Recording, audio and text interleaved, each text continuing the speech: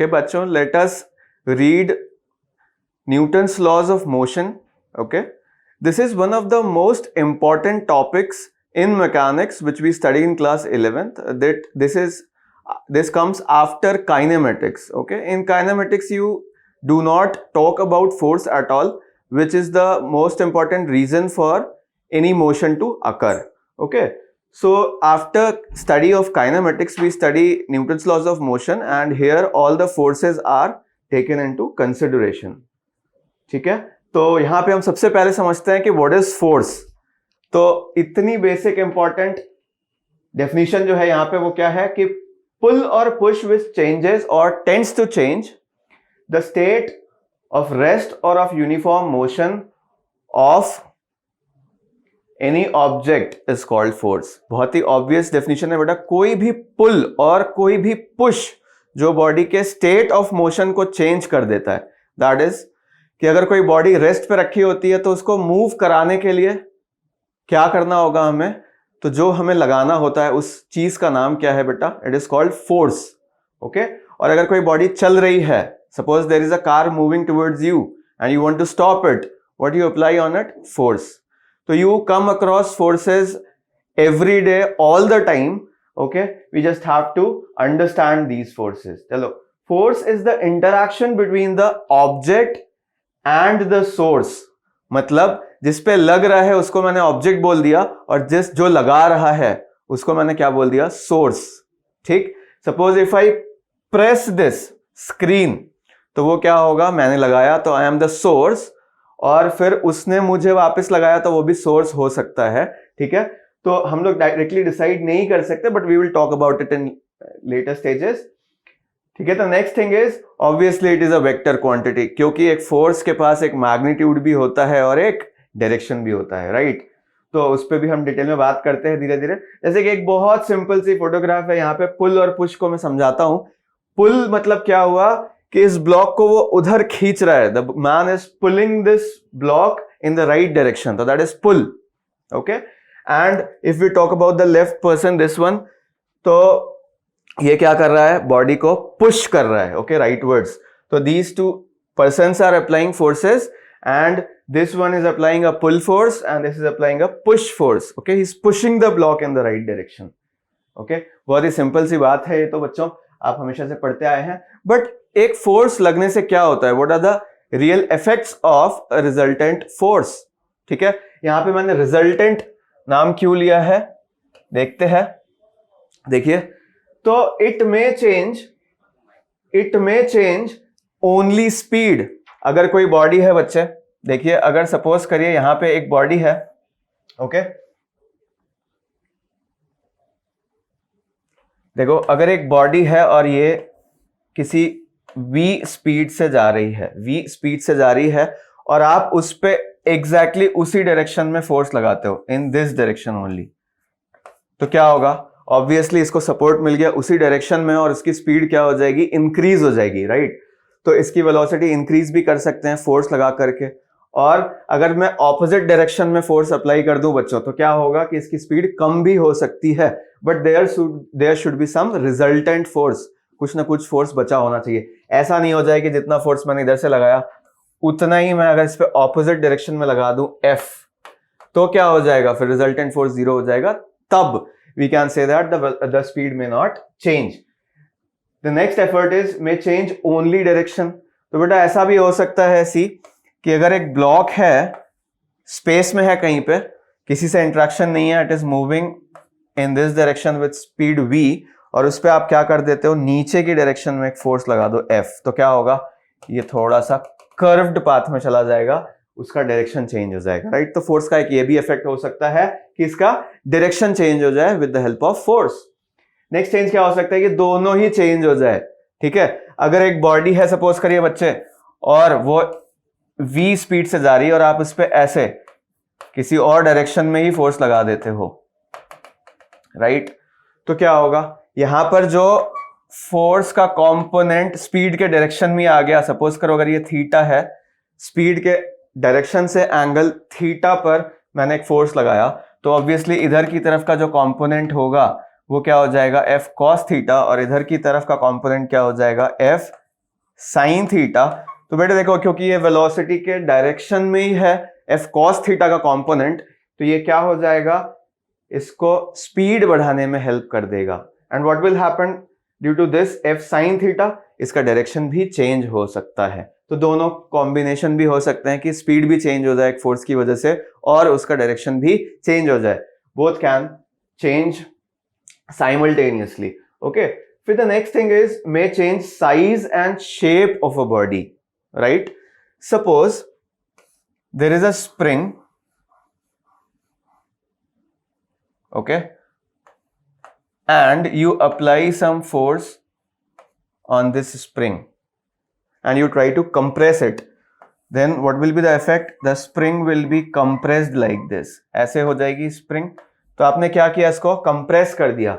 Similarly अगर मैं spring पे फोर्स उस डायरेक्शन में लगाता आउटवर्ड्स, तो क्या हो जाता बेटा, the spring would have been extended. ऐसे ही suppose there is a block, okay, this is some soft material, suppose foam, and if you apply some force on it in the downward direction, what will be the effect? ये हो सकता है deform हो जाए बच्चे, due to the applied force इसका जो shape है, size है, that can also change। तो हमने कौन कौन से effects देखे, what are the effects of a force? अगर कोई नॉन जीरो फोर्स किसी बॉडी पर लग जाता है बच्चे, तो कौन कौन से इफेक्ट्स आ सकते हैं, उसकी स्पीड चेंज हो सकती है, इट्स डायरेक्शन में चेंज, और speed and direction can change simultaneously, और it may cause change in size and shape of the body. ठीक है, the next thing is unit of force, because we are talking about a quantity here, so what should be the unit of force? See, unit of force is newton in the MKS system, or I should say SI system, ठीक है, in SI system also the unit of force is Newton, okay। So actually in the symbol form we write capital N, and if we want to use the full name then we write with small letters, actually Newton, okay। And what does Newton mean? Actually it is kg meter per second square, so short form for kg meter per second square is taken as Newton, okay, just to honor the scientist Newton, okay। And the next unit is dyne, okay, this is the name given to the unit in the CGS system, which is gram centimeter per second square. This is the unit in CGS system and it is taken as dyne, okay। So what is the conversion?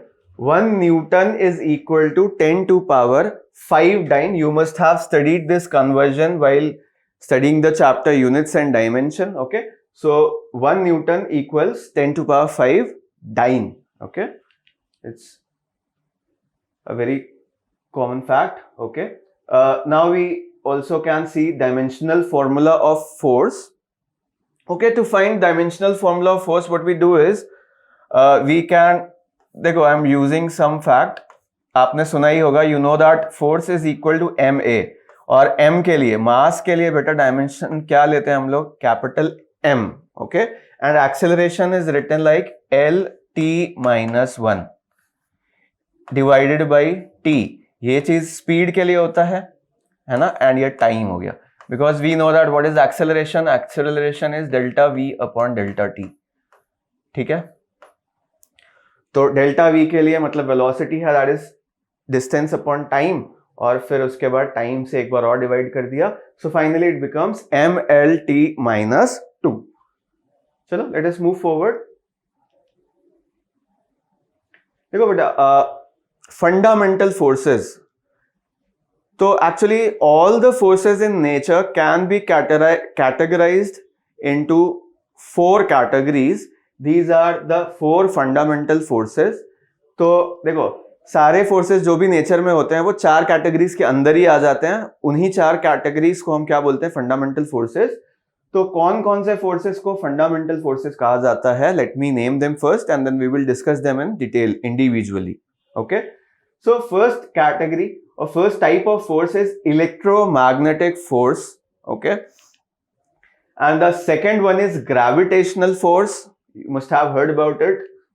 Then the third is strong nuclear force. Okay, and the fourth name will be weak nuclear force. ठीक है, ये चार categories हैं. इन चार forces को हम fundamental forces बोलते हैं, और आपने जो भी फोर्सेस अभी तक सुने होंगे वो सब इनमें से किसी कैटेगरी में ही आ जाता है. Okay, so let us discuss these forces individually in detail, a little bit of detail. चलो, तो व्हाट आर इलेक्ट्रोमैग्नेटिक फोर्सेस? देखो, फोर्स एक्सर्टेड, ठीक है, by one particle on the other, ठीक है, because of the electric charge on the particle is called electromagnetic forces. देखो, जो charges की वजह से फोर्स डेवलप होते हैं due two charges on the bodies और particles, these forces are termed as electromagnetic forces. ठीक है, तो इनका जो बेसिक प्रॉपर्टी है जिसकी वजह से these forces arise are called charge, है ना. तो चार्ज की वजह से जो फोर्सेस डेवलप होते हैं उनको इलेक्ट्रोमैग्नेटिक फोर्सेस कहते हैं हम लोग. तो इलेक्ट्रोस्टैटिक फोर्स आपने जरूर नाम सुना होगा. You must have heard about electrostatic force. तो इफ आई टेल यू कि ये बहुत बेसिक सी बात है, यू नो दैट, कि अगर नेगेटिव और नेगेटिव चार्जेस हैं कहीं पर तो obviously they repel them. If positive and positive charges are there तो वो क्या होते हैं, अगेन रिपेल करते हैं. अगर पॉजिटिव और नेगेटिव चार्ज आ जाते हैं कहीं पे, then they attract. You must have heard this statement कि like charges repel and unlike charges attract. ठीक है, तो इन फोर्सेस के बारे में इफ आई टॉक, तो आपने इलेक्ट्रोस्टैटिक फोर्स के बारे में सुना होगा. फोर्स ऑफ इलेक्ट्रोस्टैटिक, ठीक है, वो क्या है, कूलम्स लॉ के थ्रू हम बताते हैं.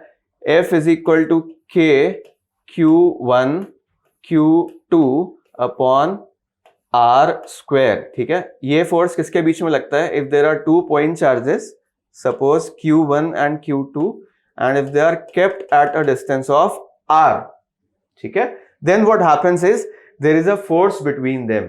If these two charges are both positive, okay, if these two charges are both positive, then they repel each other.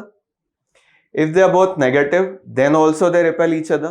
Okay, and if they are, one is positive and one is negative, that is they are oppositely charged, then you will see that there is an attractive force between them. Okay, so let us move forward. तो थोड़ी सी और properties और characteristics के बारे में हम बात कर लेते हैं बच्चे यहाँ पे इलेक्ट्रोमैग्नेटिक फोर्स के लिए. Okay, so these can be, obviously we just talked कि these are attractive in nature sometimes and they are repulsive in nature sometimes. Okay, and these are very long range forces. इसका मतलब क्या है? They can act at a very large distance also. If the particles are kept at a very large distance, तब भी इनके बीच में force लग सकता है, और अगर बहुत छोटे डिस्टेंस पे रखें तो भी लग सकता है. लेट मी टेल यू कि जैसे एक न्यूक्लियस की अगर मैं बात करूं बेटा, न्यूक्लियस आपने सुना होगा, उसमें प्रोटॉन्स और न्यूट्रॉन्स भरे होते हैं. ठीक है, तो एक न्यूक्लियस के अंदर भी प्रोटॉन के बीच में रिपल्शन लगता है. Also if a proton is kept on earth and other proton is kept on moon, उन दोनों के बीच में भी एक इलेक्ट्रोस्टैटिक फोर्स लगेगा. So it can act at very long distances also and at very small distances also. ठीक है, इसका जो रेंज होता है it is very wide and long. ठीक है, these depend on the nature of medium between the particles. What does this mean is कि if the two particles, 2 point charges, suppose this is one particle and this is other particle, let us say they are Q1 and Q2, and there is a repulsive force between them and its magnitude is suppose F. ठीक है, दोनों के बीच में F लग रहा है अगर इनको एयर में रखा है, एयर मीडियम के अंदर रखा है. But suppose these two charges, ठीक है, they are still at a distance of R but they are submerged in water. अब इनको पहले एयर मीडियम में रखा था, and now if I put them submerged in water, ठीक है, then the forces on these particles, okay, the repulsive forces on these particles will change. अब इनके बीच में जो फोर्स होगा, force of repulsion, it will become F dash, okay, its magnitude may change. ठीक है, तो actually you study about these forces in detail in class 12th in electrostatics chapter. फिर the next force which comes into play, ठीक है, very commonly in nature is called gravitational force, okay. So you have studied about in the previous classes also. Let me talk about it in a little detail. It acts between any two masses, okay, kept anywhere in the universe. This is also actually a very large range force. कहीं पे भी दो particles को रख दीजिए आप, they will exert gravitational force on each other, okay, due to the property called mass. ये जो gravitational force आते हैं वो masses की वजह से आते हैं पार्टिकल के, जबकि अगर मैं इलेक्ट्रोमैग्नेटिक फोर्स की बात करूं which we just talked before, वो चार्ज प्रॉपर्टी की वजह से आते हैं, ठीक है। तो ग्रेविटेशनल फोर्स बेटा किस वजह से आता है किसी पार्टिकल पर, उसके मास की वजह से आता है। Mass is the basic property due to which gravitational forces arise between particles, ठीक है। तो बेटा अगर ये दो पार्टिकल हैं, सपोज करो एक पार्टिकल का मास है m1, ठीक है, चार्ज की कोई बात नहीं करनी यहां पे हमें। एक दूसरा पार्टिकल मैं ले लेता हूं, सपोज करो m2, and they are kept at some distance r, ठीक। तो इनके बीच में एक अट्रैक्टिव ग्रेविटेशनल फोर्स लगता है। मैं अगर डिफरेंशिएट करूं बेटा, तो gravitational forces are always attractive, ये हमेशा क्या होते हैं, एक दूसरे पर अट्रैक्टिव फोर्स लगता है। बट अगर मैं इलेक्ट्रोमैग्नेटिक फोर्सेस की बात करूं तो वो रिपल्सिव और अट्रैक्टिव दोनों नेचर के होते हैं, राइट। तो but this is a very long force, long range force I said. इसका मतलब क्या हुआ कि अगर मैं इन दोनों पेन्स के टिप की बात करूं, they are very close to each other, right, इनके बीच में भी फोर्सेस लग रहे हैं। अगर मैं दो प्रोटॉन्स की बात करूं inside the nucleus of an atom, उन दोनों के बीच में भी ग्रेविटेशनल फोर्स लगता है। और अगर मैं बात करूं earth and moon, they are also applying attractive gravitational force on each other.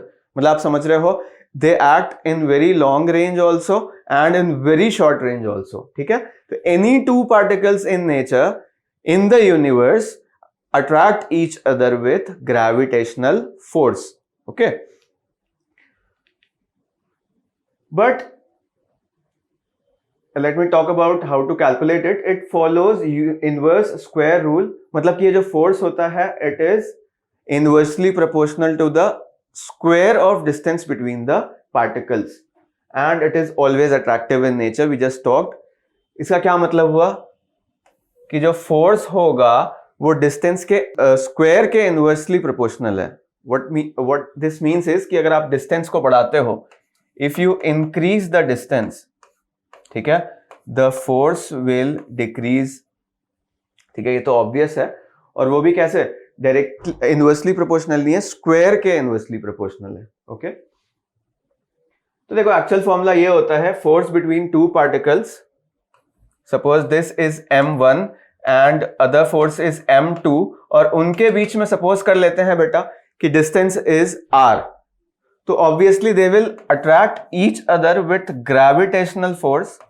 अगर ये दोनों फोर्सेस के मैग्नीट्यूड f हैं तो वो एक दूसरे पे इक्वल एंड ऑपोजिट फोर्सेस लगाते हैं, they are attractive in nature and the force becomes f is equal to g m1 m2 upon r square. यहां पे अगर मैं बात करूं थोड़ी सी डिटेल में, तो g is called universal gravitational constant, universal gravitational constant, ठीक है। आई विल रिपीट कि ये किसी भी दो पार्टिकल्स के बीच में लगता है which are present in the universe, it is directly proportional to product of masses and is inversely proportional to square of distance between them.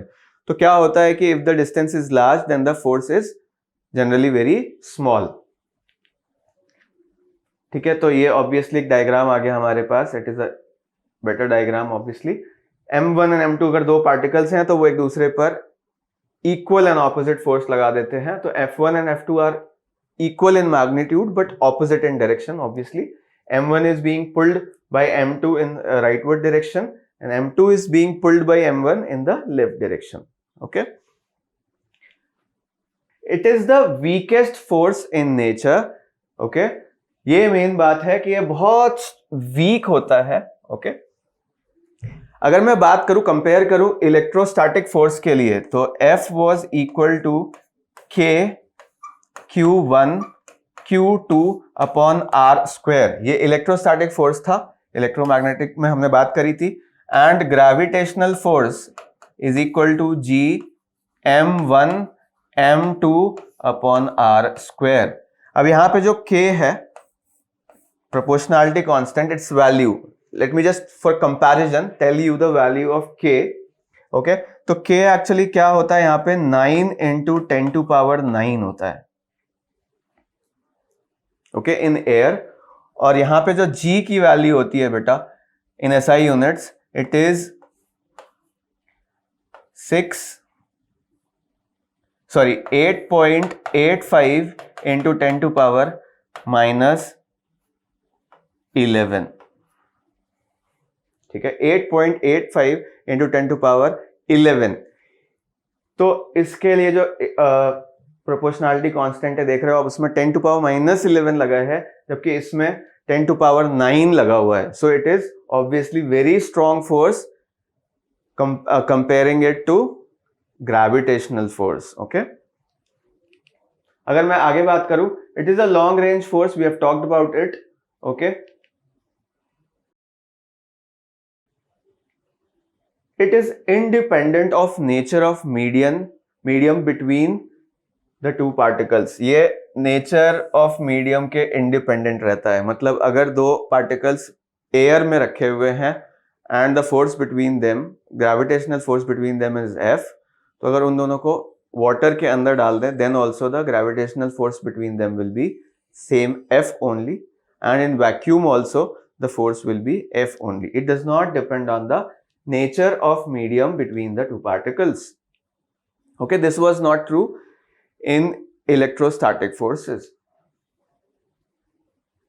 Okay, चलो मुझे यहाँ पे the third fundamental force I'm taking is strong nuclear force. ठीक है, this acts between the particles kept inside the nucleus. Okay, it is the strongest force in nature. This is very strong in magnitude. Okay, and this is very short range force. Actually, it keeps nucleons, okay, together inside the nucleus in spite of large electrostatic repulsion between the particles.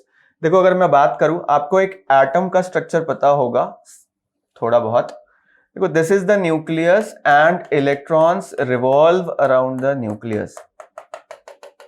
ठीक है, आपने अगर थोड़ा बहुत पहले पढ़ा हो atomic structure, then you know that there is a particle kept at the centre of atom which is called nucleus and electrons revolve around this nucleus. Okay, तो ये तो इलेक्ट्रॉन्स हो गए, but what is inside the nucleus? तो nucleus के अंदर there are two types of particles. One is neutron and one is proton. Okay, and these two particles combined are called nucleons. What are nucleons?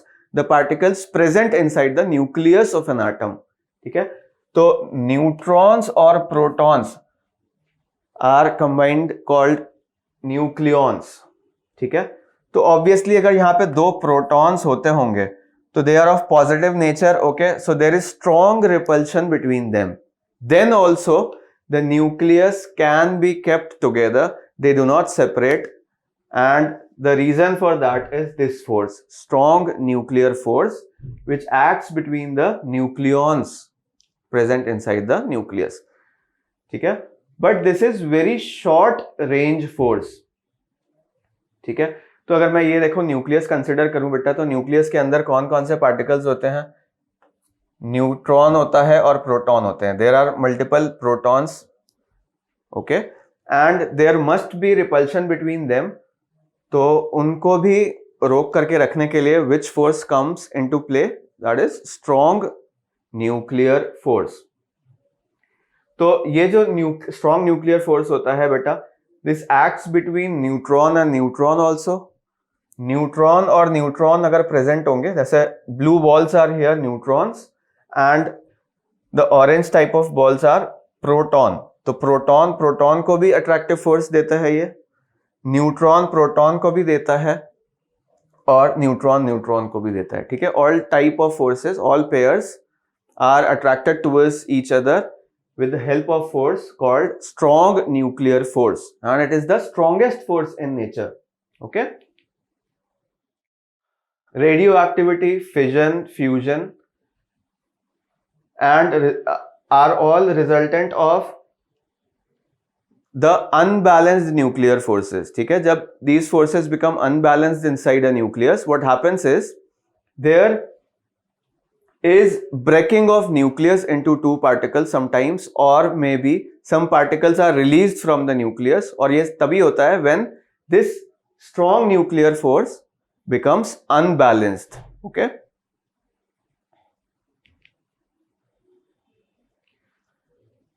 Obviously, I will again repeat, it acts within the nucleus, that too up to a very small distance. ठीक है, this is a very short range force. Okay, and it acts inside the nucleus only. और आप जानते हो कि the nucleus is very small in size and inside that only it acts. So it acts inside a very small range, in small distances only. Okay, तो बहुत दूर के particles, if the distance between the particles is very large, okay, then this force does not come into play. The last fundamental force here is weak nuclear force. This is also present inside the nucleus between the nucleons. Okay, let me discuss it very fast. It acts between any two elementary particles.